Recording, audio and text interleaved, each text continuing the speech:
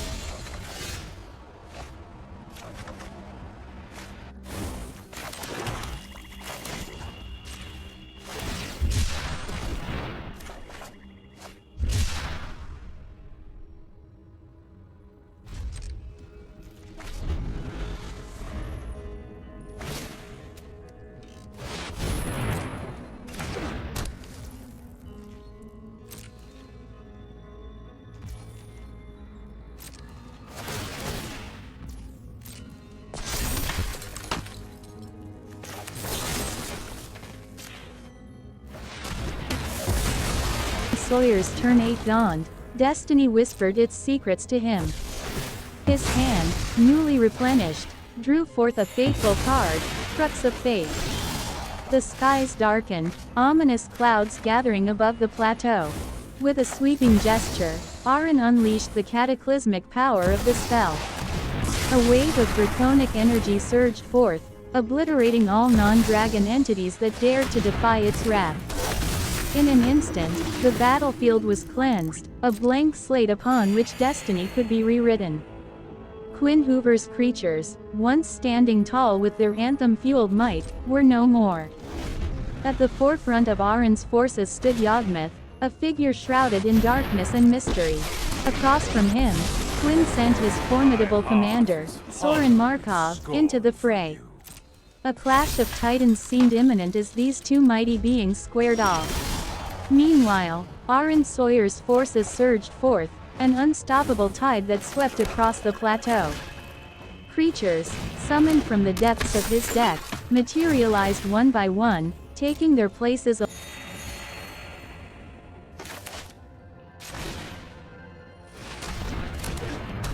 With a powerful surge, Yawgmoth lunged at Sorin Markov, his strikes swift and deadly. The echoes of their clash reverberated through the plateau, shaking the very foundations of the battlefield. Blood was drawn, staining the ground with evidence of the duel's ferocity. Though weakened, Sorin managed to withstand Yawgmoth's assault, refusing to yield. The commander remained resolute, his presence an indomitable force on the battlefield. On the opposing side, Quinn Hoover worked diligently to rebuild his forces. Courtyards were reconstructed, serving as sanctuaries for his vampiric allies. Among them, an angel of unity, its wings resplendent and majestic, soared above the battlefield, emanating a sense of ethereal power.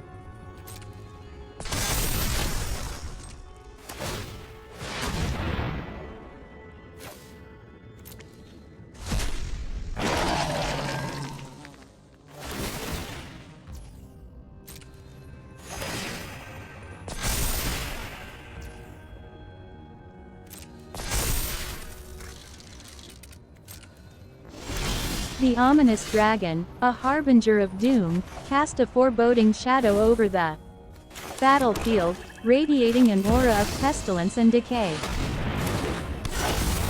And a spirit creature, bloated with an immense surge of energy, stood on the precipice of invincibility, merely a counter or two away from reaching its untouchable state.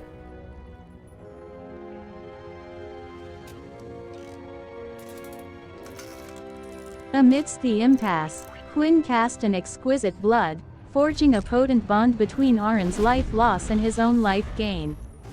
The very essence of the plateau seemed to pulse with this newfound connection, as if the terrain itself reacted to the intricacies of the duel. The scales of fate hung precariously, teetering on the edge of triumph or defeat. Quinn Hoover, ever vigilant, scoured the battlefield for a modular piece, a missing element that could tip the scales definitively in his favor. He sensed that victory was within his grasp, and Aaron Sawyer's demise was just a jolt of damage away. The plateau held its breath, its atmosphere charged with anticipation, as the competitors prepared to make their next moves. The battlefield, a stage set for this grand spectacle, bore the scars of the intense conflict that unfolded atop the plateau. With a surge of determination, Quinn launched a relentless assault, his forces striking Aaron with relentless fury. Blow after blow, his attacks pierced through defenses, dealing more than half of the damage required for victory. The plateau trembled under the weight of the onslaught, as if acknowledging the impending climax. Undeterred by the imminent threat, Aaron Sawyer summoned the very essence of darkness once again. As his turn arrived, he channeled his remaining mana into the casting of a second Crux of Fate. The skies darkened, storm clouds swirling ominously overhead. A wave of draconic energy surged forth, obliterating all creatures on the battlefield save for one. Skithiryx, the blight dragon, emerged from the shadows, its scales gleaming with a sickly sheen. Standing tall as the sole survivor, it loomed high above the plateau, its presence commanding and ominous. The immortal sun cast its radiant silhouette, bestowing an ethereal glow upon the battle-worn terrain. But Aaron Sawyer's forces were not limited to the Blight Dragon alone. From the depths of dreams, Luris of the Dream Den appeared, beckoning Valentine and Ashnod back into the fray. These resolute allies returned, their determination unwavering even in the face of overwhelming odds. Quinn Hoover, a shrewd strategist, recognized the futility of his situation. He understood that victory had slipped through his fingers, and the path to triumph was now closed. With a sense of grace, he bowed out of the duel. The high fantasy duel had reached its conclusion, leaving a tale of valor and strategy etched into the annals of legend.